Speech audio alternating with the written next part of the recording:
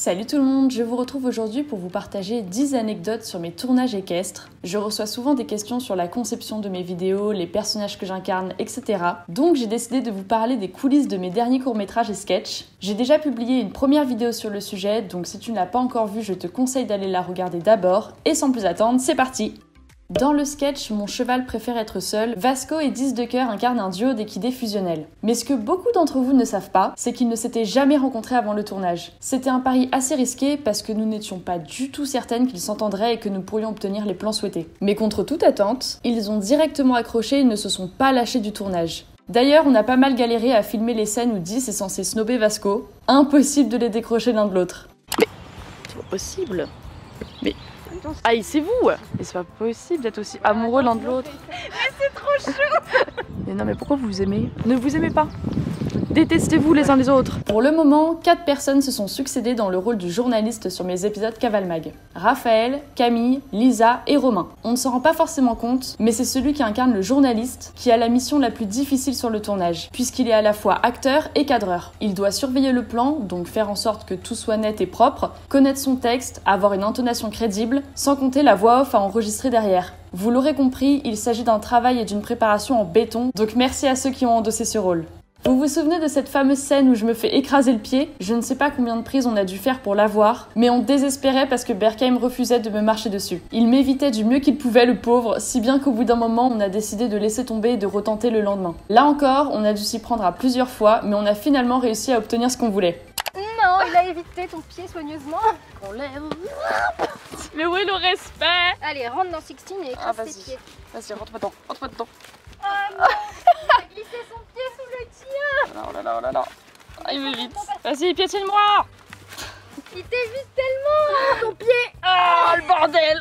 Oh, c'est charmant. Oh, c'était presque. Le plan le plus compliqué de l'histoire.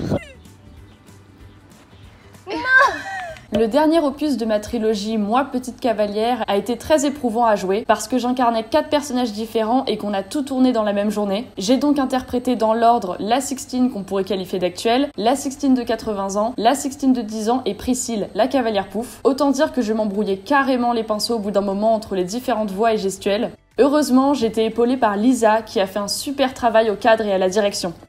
Je suis quelqu'un de très perfectionniste quand il s'agit d'un projet qui me tient à cœur, on peut même me qualifier de contrôle fric. Je suis extrêmement têtue, je veux que tout soit sous contrôle et je vire carrément à la paranoïa parfois. Bref, je veux que tout soit parfait et comme je l'imagine. Dernièrement, je me suis promis de travailler dessus et comme par hasard, j'ai été confrontée à une situation qui m'a demandé un lâcher-prise complet. Lors de mon tournage avec Arès et Ivani, nous n'avons pas pu filmer tous les plans montés que nous souhaitions. Arès n'étant pas dans un bon jour, nous avons donc préféré écourter le tournage au lieu de nous obstiner et j'ai fait confiance à Ivani pour filmer ce qui manquait un autre jour. Ça a l'air hyper bête dit comme ça, mais je vous assure que ça m'aurait rendu dingue il y a quelques mois encore. Après, Ivani est l'une des personnes les plus pro, pointilleuses et soucieuses de bien faire avec qui j'ai collaboré sur un court-métrage. J'avais l'esprit tranquille en quittant les lieux. Au final, la vidéo rend super bien, donc encore un énorme merci à Ivani pour son investissement et son sérieux.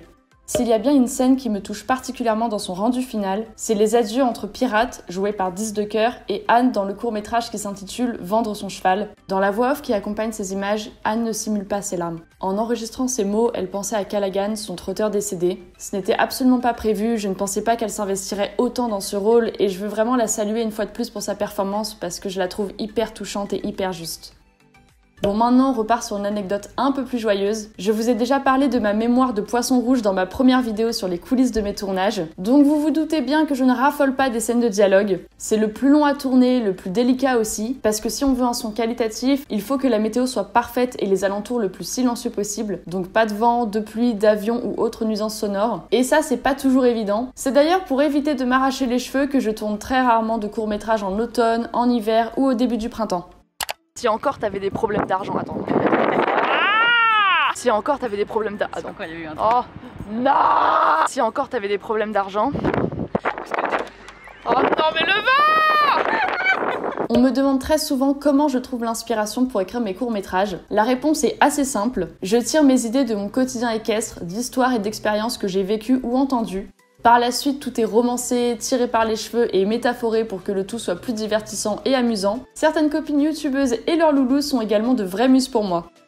On me pose cette question tous les jours depuis des années et même si honnêtement je n'en peux plus d'y répondre, il me semble intéressant d'en parler ici. Si vous aimez ma série de vidéos Cavale Mag, qui est donc une parodie de reportage, vous avez sûrement déjà dû vous demander pourquoi les épisodes teasés en fin de vidéo n'étaient jamais postés. La réponse est toute bête encore une fois, ces teasers sont fictifs et ne font pas l'objet de numéros complets. Vous me rétorquerez peut-être que c'est dommage, mais si je choisis de ne pas réaliser de Cavale Mag entier sur un sujet, c'est que j'estime n'avoir rien d'intéressant à dire dessus pendant 5 minutes. C'est pas compliqué de rendre une thématique amusante sur 2 ou 3 scènes. Par contre, sur un scénario complet, faut avoir suffisamment de matière pour que ça ne soit pas lassant ou lourd. En plus de cela, j'estime que Cavale Mag n'est pas toujours le meilleur format pour aborder certains thèmes, que je préfère travailler autrement. Qui sait, peut-être que je changerai d'avis, mais ce n'est pas du tout à l'ordre du jour.